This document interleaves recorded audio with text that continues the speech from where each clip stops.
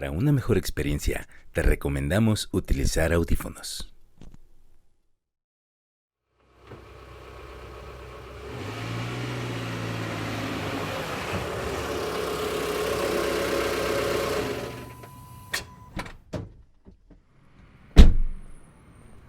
No tienes por qué pensar que estoy loco, Elliot. Muchos otros tienen manías raras. ¿Por qué no te burlas del abuelo de Oliver, que jamás se ha montado en un automóvil? Si a mí no me gusta ese maldito metro, es asunto mío. Y, además, hemos llegado más deprisa en taxi. Si hubiéramos venido en tranvía, habríamos tenido que subir a pie la colina desde Park Street.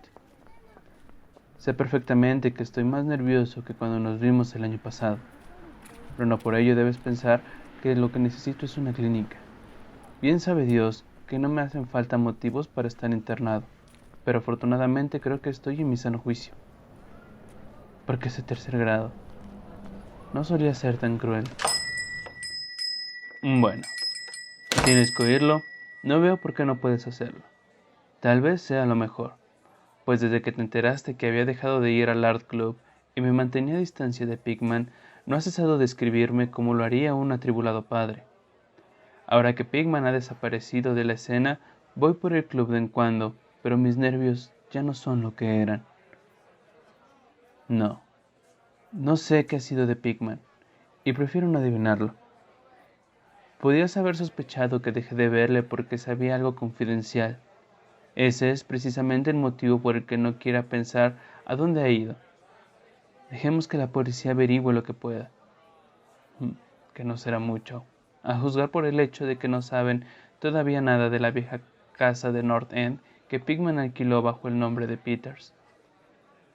No estoy seguro de que volviera a encontrarla yo, ni de que lo intentara, ni siquiera a plena luz del día. Sí, sé bien, o temo saber, porque la tenía alquilada. De eso voy a hablarte, y espero que entiendas antes de que haya terminado por qué no pienso ir a decírselo a la policía. Me pedirían que les llevara hasta allí, pero yo no podría volver a aquel lugar, ni aun en el supuesto de que conociese el camino. Algo había allí.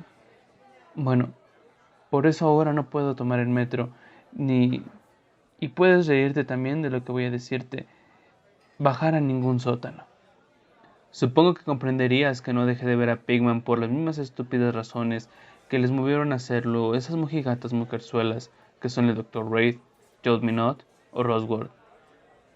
No me escandalizo ante el arte morboso, y cuando un hombre tiene el talento de Pigman, considero un honor haberle conocido, al margen de la dirección que tome su obra. Jamás tuvo Boston un pintor como los dotes de Richard Upton Pigman. Lo dije hace mucho y sigo manteniéndolo, y ni siquiera me retracté un ápice de lo dicho cuando expuso su demonio necrófago alimentándose. A raíz de aquello, como recordarás, Minot dejó de tratarle. Tú bien sabes que producir obras como las de Pigman requiere un arte profundo y una especial intuición de la naturaleza. Cualquier ganapán de esos que dibujan portadas pueden adornar un lienzo sin orden ni concierto y darle el nombre de pesadilla, aquelarre o retrato del diablo. Pero solo un gran pintor puede conseguir que resulte verosímil o suscite pavor. Y ello porque solo un verdadero artista conoce la anatomía de lo terrible y la fisiología del miedo. El tipo exacto de líneas y proporciones que se asocian a instintos latentes o a recuerdos hereditarios de temor, y los contrastes de color y efectos luminosos precisos que despiertan en uno el sentido latente de lo siniestro. No creo que tenga que explicarte a estas alturas por qué un fusilí nos hace estremecer mientras que la portada de un vulgar cuento de fantasma nos mueve a risa. Hay algo que estos artistas captan, algo que trasciende a la propia vida, y que logran transmitirnos por unos instantes. Doré poseía esa cualidad. Sí, me la posee. Y otro tanto puede decirse de Angarola de Chicago. Y Pigman la poseía en un grado que jamás alcanzó nadie. Y quiero el cielo alcanzar a lo sucesivo. No me preguntes qué es lo que ven. Tú sabes perfectamente que el arte normal existe gran diferencia entre lo vital y lo palpitante, ya proceda de la naturaleza o de modelos, y estas porquerías sin el menor valor de los pintorzuchos mercantilizados producen a discreción en el estudio. Bien pues, diría que el artista realmente original tiene una visión que le lleva a configurar modelos o a plasmar escenas del mundo espectral en el que vive.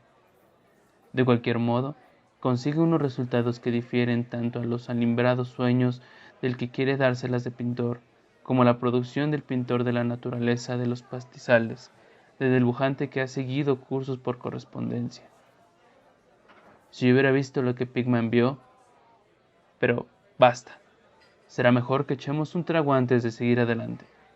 Dios mío, yo no estaría vivo si hubiese visto lo que aquel hombre, si es que hombre era.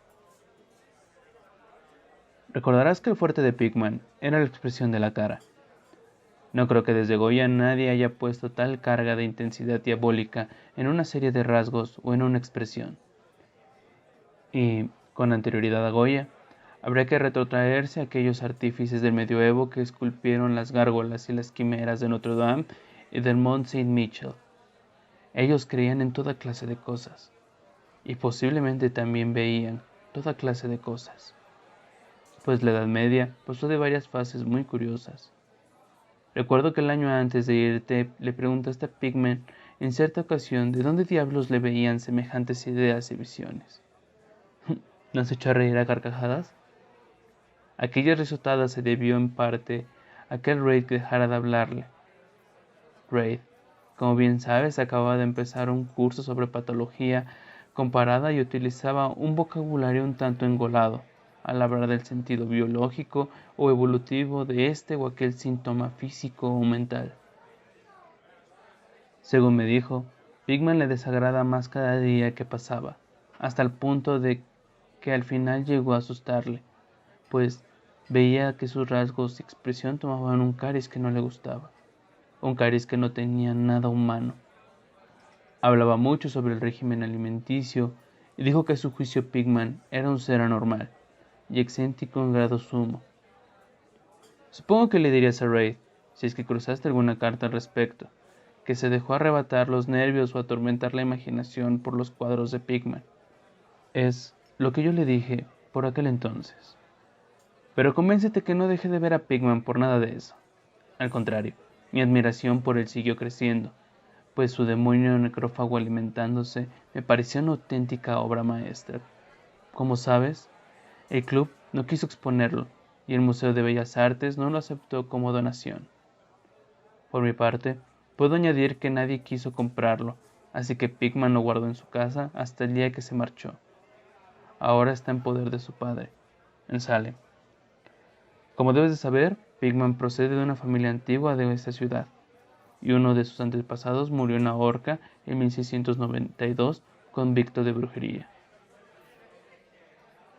Adquirí la costumbre de visitar a Pickman con cierta asiduidad, sobre todo desde que me puse a recoger material para una monografía sobre el arte fantasmagórico.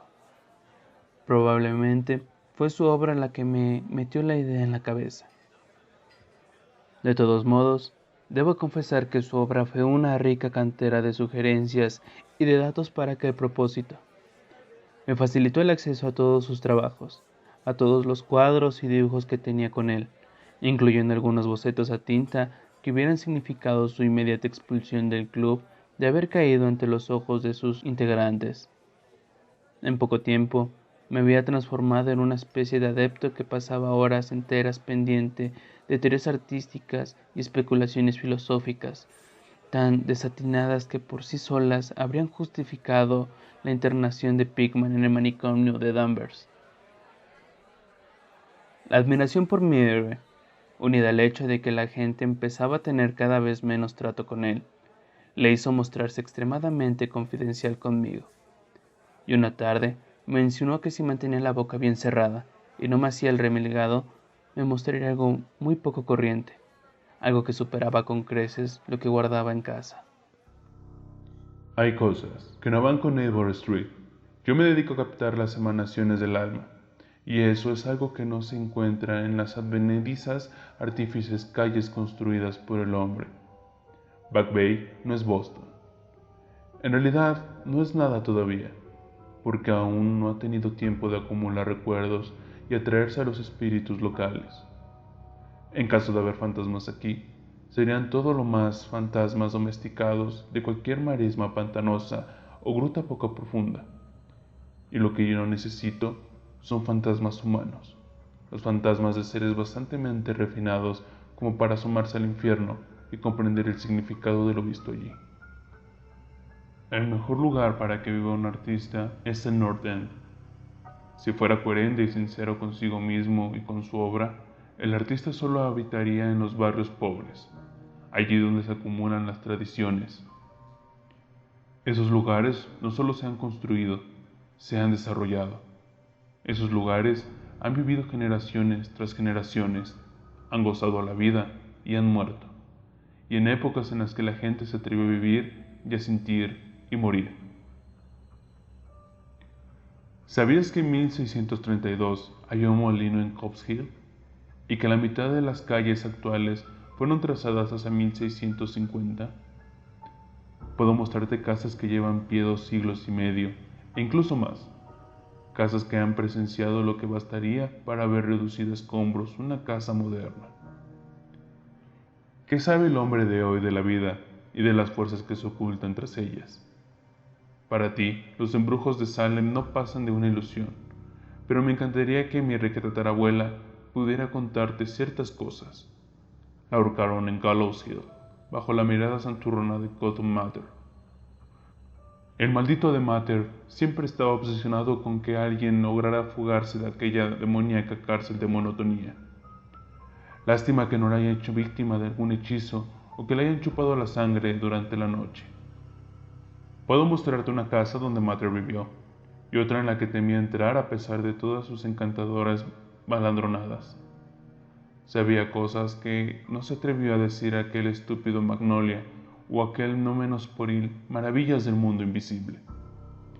¿Sabías que hubo un tiempo en el que todo el North End estaba agujereado por túneles a través de los cuales las casas de ciertas personas se comunicaban entre sí, y con el Camposanto y con el mar? Mucho procesar y mucho perseguir a cielo descubierto.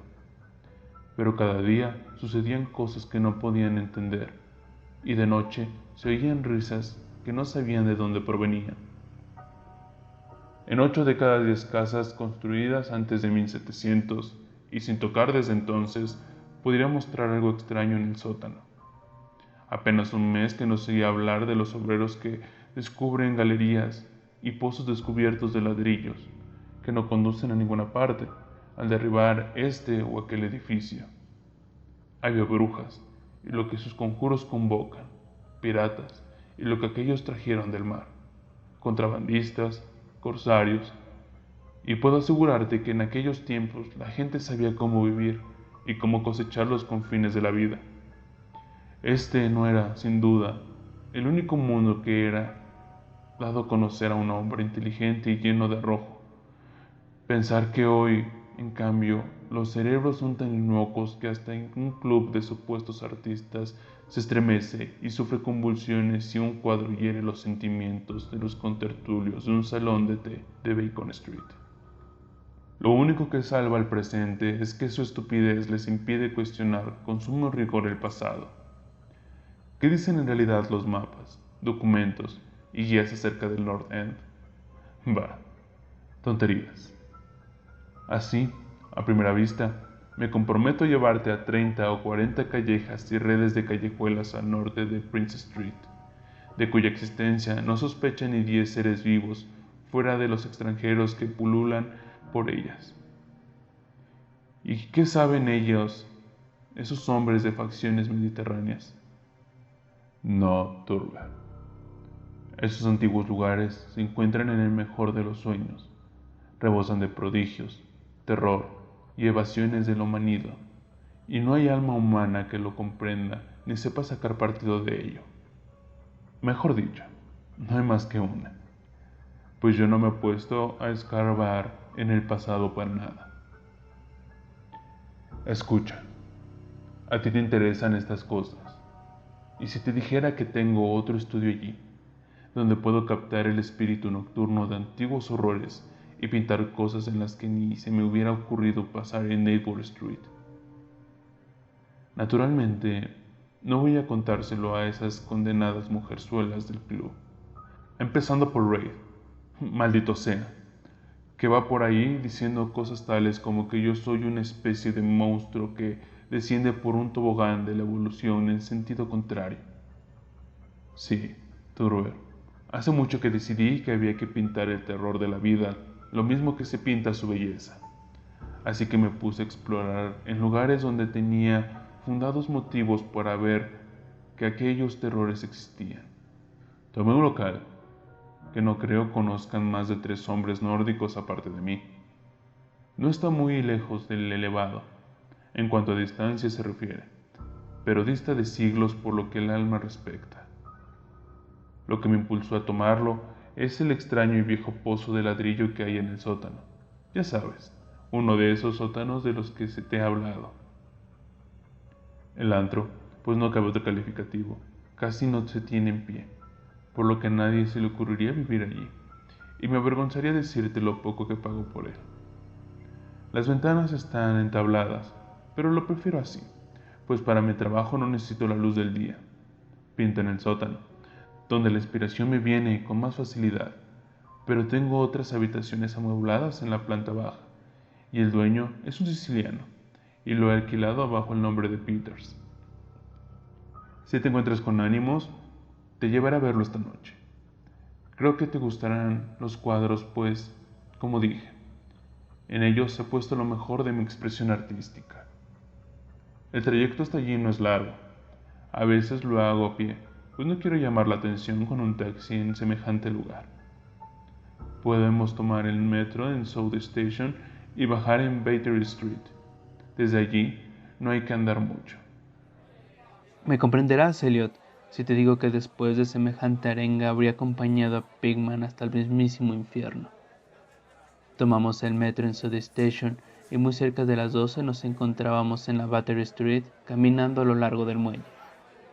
A continuación, nos subimos por todo el largo de una desierta callejuela, que era la más vieja y la más sucia que había visto en toda mi vida, salpicada por las casas de los tejados reventados, ventanas astilladas y maltrechas chimeneas a medio de desintegrarse, que sin embargo aún se erguían contra el cielo. Me dio la impresión de que todas esas casas que yo veía también las había visto Cotton Mather. Al llegar a una esquina mezquinamente iluminada, torcimos a la izquierda y tomamos un callejón mucho más estrecho, igualmente silencioso, pero sin luz alguna. De pronto nos detuvimos y Pigman extrajo de entre sus ropas una linterna con la que proyectó un haz de luz contra una puerta prediluviana de madera tan podrida que parecía imposible que se tuviera en pie. Pigman la abrió y me invitó a entrar a un desierto vestíbulo que aún conservaba los rastros de lo que en otros tiempos supo ser un magnífico artesonado de roble. Era simple, por supuesto, pero claramente indicativo de la época de Andros, Pips y la brujería. Luego me hizo franquear una puerta a la izquierda, encendió una lámpara de petróleo y me invitó a que pusiera cómodo, como si estuviera en mi propia casa. Bien sabes, Elliot, que soy lo que se llama un tipo duro, pero debo confesarte que lo que me mostraron las paredes de aquella casa me anudó el alma y las tripas. Eran los cuadros de Pigman, los que no podía pintar ni mucho menos exhibir en Avebury Street. Y qué decirte mejor, vamos a tomar otra copa, la necesito. Sería inútil tratar de describirte aquellos cuadros, pues el más horroroso y diabólico horror, la más increíble repulsión y hediondez moral que se desprendían de simples pinceladas imposibles de traducir en palabras. No había nada en ellos de la técnica exótica característica de Sidney Sain, nada de los paisajes transplanetarios ni de los lunares con los que Clark Anson Smith nos hiela la sangre. Los trasfondos en su mayoría eran antiguos cementerios, bosques frondosos, arrecifes marinos, túneles de ladrillo y antiguas estancias artesonadas o simples criptas de mampostería. El camposanto de Copp's Hill, apenas a unas manzanas de la casa, era uno de sus escenarios favoritos. La demencia y la monstruosidad podían apreciarse en las figuras que se veían en el primer término, pues el morboso arte de Pickman predominaba en el retrato demoníaco. Rara vez aquellas figuras eran completamente humanas, aunque con frecuencia se acercaban a un diverso grado a lo humano. La mayoría de los cuerpos, si bien toscamente bípedos, tenían una tendencia a inclinarse hacia adelante y un cierto aire canino. La textura de muchos de ellos era una aspereza bastante desagradable al tacto. Parece como si los estuviera viendo. Se ocupaban en... Bueno, no me pidas que entre en detalles. Por lo general, estaban comiendo. Pero será mejor que no te diga qué. A veces, los mostraba en grupos en cementerios o pasadizos subterráneos, y a menudo aparecían luchando por la presa, o mejor dicho, el tesoro descubierto. Y qué expresividad tan genuinamente diabólica sabían en ocasiones infundir Pickman a los ciegos rostros de tan macabro botín.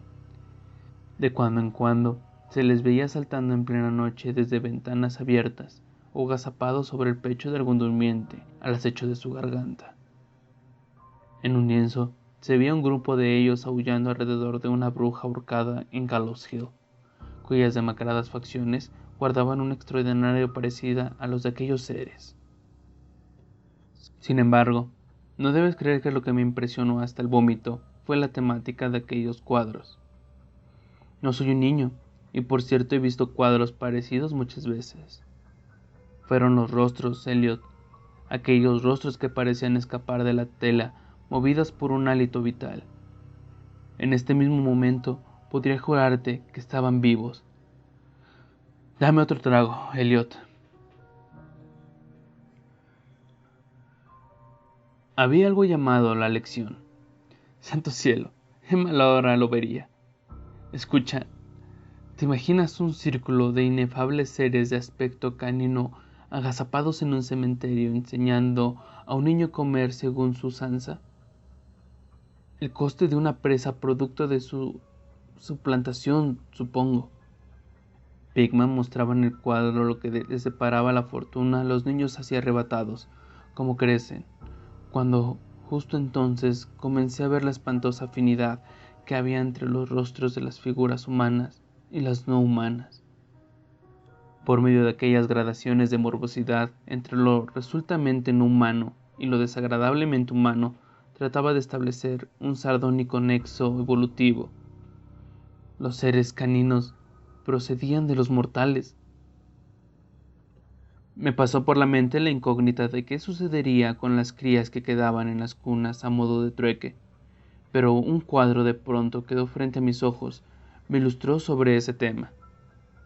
La tela representaba los anteriores de una casa puritana, ornada con muebles del siglo XII, y una reunión familiar en torno al padre, que leía las escrituras. Todos los rostros, a excepción de uno, transmitían integridad y solemnidad. El diverso exhalaba la repulsiva mofa. Se trataba de un joven, por lo que no podía inferirse hijo de aquel piadoso padre, aunque su hermandad con los seres inframundos era inaudable. Era el producto de uno de aquellos trueques.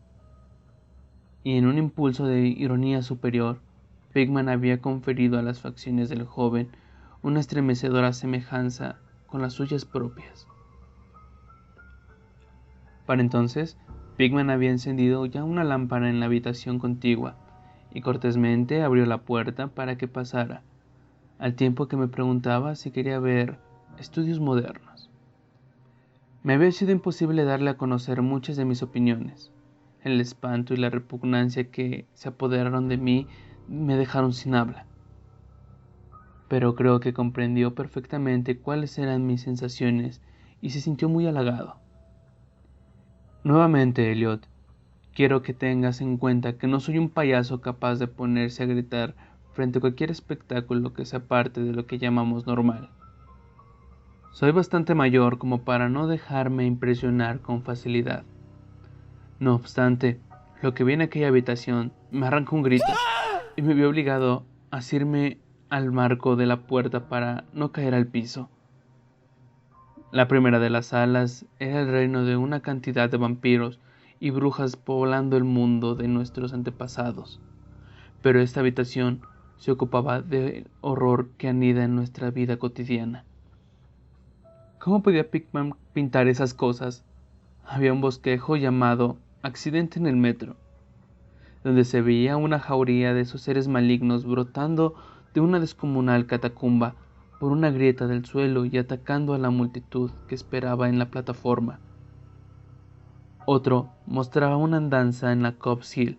También había unas cuantas vistas de sótanos, con monstruos que se deslizaban furtivamente a través de agujeros y hendiduras abiertos en la mampostería, haciendo siniestras muecas mientras permanecían agazapados tras barriles o calderas y aguardaban que su primera víctima descendiera por una escalera. Una repulsiva tela parecía centrarse en un vasto sector de las Beacon Hill, con densos ejércitos de mefitos monstruos que brotaban de los miles de agujeros que tapizaban el suelo. Había también trabajos con danzas en cementerios actuales, pero lo que más me perturbó fue una escena en una cripta perdida donde una muchedumbre de pequeñas bestias se arremolinaba en torno de otra, que con una conocida guía de Boston en sus manos, la leía evidentemente en voz alta. Todas las bestias señalaban en un mismo pasaje y sus rostros estaban crispados por una risa epiléptica, cuya reverberancia casi me pareció oír. El título de la tela era Holmes, Lowell y Longfellow están enterrados en Mount Auburn. A medida de que recobraba el ánimo y me iba acostumbrando a aquella segunda estancia de arte diabólico y morboso, me puse a analizar algunos aspectos de la repugnancia y aversión que me inspiraba todo aquello. En primer lugar, me dije a mí mismo, aquellos seres me asqueaban porque no eran sino la más fiel muestra de total falta de humanidad e inestable crueldad de Pickman. Semejante personaje debía ser implacable enemigo de todo el género humano a tenor del regocijo que mostraba por la tortura carnal y espiritual y la degradación del cuerpo humano. En segundo lugar, lo que me producía pavor en aquellos cuadros era precisamente su grandeza. Aquel arte era un arte que convencía. Al mirar los cuadros veíamos a los demonios en persona y nos inspiraban miedo. Y lo extraño del caso era que la subyugante fuerza de Pickman no provenía de la selectividad previa o del cultivo de lo extravagante. En sus cuadros no había nada de difuso, de distorsionado, ni de convencional. Los perfiles estaban bien definidos y los detalles eran precisos hasta rayar lo deplorable. ¿Y qué decir de los rostros? Lo que allí se veía era algo más que la simple interpretación de un artista. Era el mismo infierno, retratado cristalinamente y con la más absoluta fidelidad. Eso es justo lo que era. Cielos, aquel hombre no tenía nada de imaginativo ni de romántico. Ni siquiera trataba de ofrecernos las agitadas y multidimensionales instantáneas que nos asaltan en los sueños, sino que fría y sardónicamente reflejaba un mundo de horror estable, mecanista y bien organizado que él veía plena, brillante, firme, y resultantemente, solo Dios sabe lo que podría ser ese mundo donde llegó a vislumbrar Pickman las sacrílegas formas que trotaban, brincaban y se arrastraban por él. Pero, cualquiera que fuese la increíble fuente en que se inspirasen sus imágenes, una cosa estaba fuera de duda. Pickman era en todos los sentidos, tanto a la hora de concebir como en ejecutar, un concienzudo y casi científico pintor realista. A continuación, bajé tras mi anfitrión a su estudio en el sótano, y me preparé para un salto de algo diabólico entre aquellos lienzos sin terminar. Cuando llegamos al final de la escalera impregnada de humedad, Pickman enfocó la linterna hacia un rincón del enorme espacio que abría ante nosotros, iluminado en el brocal circular de ladrillo. Nos acercamos y vi que el orificio medía aproximadamente 1,5 metros de diámetro, con paredes que tendrían 1 pie de grosor, y estaba unas 6 pulgadas por encima del nivel del suelo. Una sólida construcción del siglo XVII, si no me equivocaba. Aquello, decía Pickman, era un buen ejemplo de lo que había estado hablando antes, una abertura de la red de túneles que discurrían bajo la colina. Observé distraídamente que el pozo no estaba recubierto de ladrillo y que por toda cubierta tendría un pesado disco de madera. Pensando en todas las cosas que el pozo podía hallarse conectado y si las descabelladas ideas de Pickman eran algo más que la mera retórica, y un escalofrío me recorrió el cuerpo. Luego, siempre yo detrás de él, subimos un escalón y atravesamos una estrecha puerta que daba a una amplia estancia, con un suelo entarimado y amueblada como si fuese un estudio. Una instalación de gas acetileno que suministraba la luz necesaria para poder trabajar. Los cuadros, sin acabar montados en caballetes o apoyados contra la pared, eran tan espeluznantes como los que había visto en el piso de arriba, y constituían una buena prueba de la meticulosidad con la que trabajaba el artista. Las escenas estaban esbozadas con sumo cuidado, y las líneas, trazadas a lápiz, hablaban por sí solas por la prolija minuciosidad de Pickman a tratar de conseguir una perspectiva y proporciones exactas. Era un gran pintor, y sigo sosteniéndolo hoy aun cuando todo lo que sé.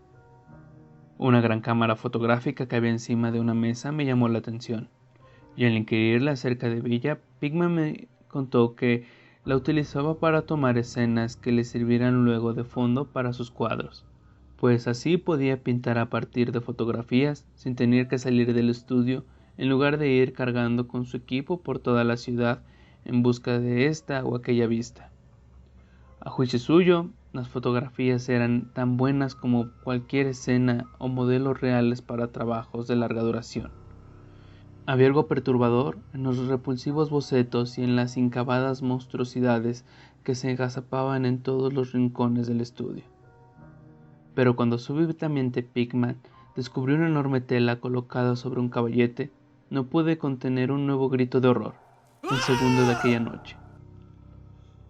Sus ecos rodaron en una y otra de las oscuras bóvedas de aquella húmeda y salitrosa bodega, y fue tan grande el esfuerzo que implicó contenerme para no estallar en una histeria carcajada.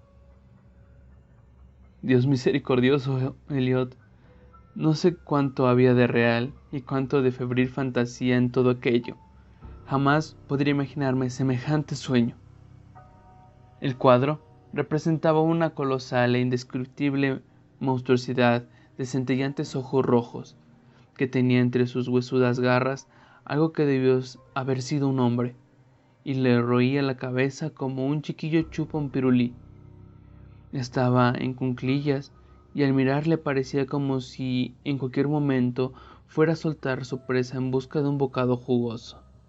Pero, maldición, la causa de aquel pánico atroz no era ni mucho menos aquella diabólica figura, ni aquel rostro perruno de orejas puntiagudas, ojos inyectados en sangre, nariz chata y labios babeantes.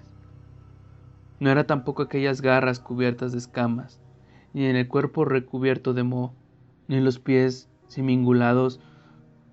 No era nada de eso, aunque habría bastado cualquiera de tales notas para volver loco al hombre más pintado. Era la técnica, Elliot, esa maldita, implacable y deshumanizada técnica. Hasta aquella noche no había sido dado ver sobre una tela el elan vital de manera tan impiadosamente real.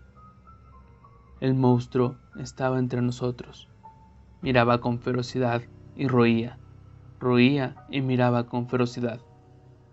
Y comprendí que solo un paréntesis breve de la vigencia de las leyes de la naturaleza había permitido a un hombre pintar una cosa como aquella sin un modelo, y sin haber frecuentado ese mundo infrahumano que ningún mortal no haya vendido el alma al diablo ha conseguido ver. Prendido con una chincheta a una parte sin pintar del lienzo había un trozo de papel muy arrugado.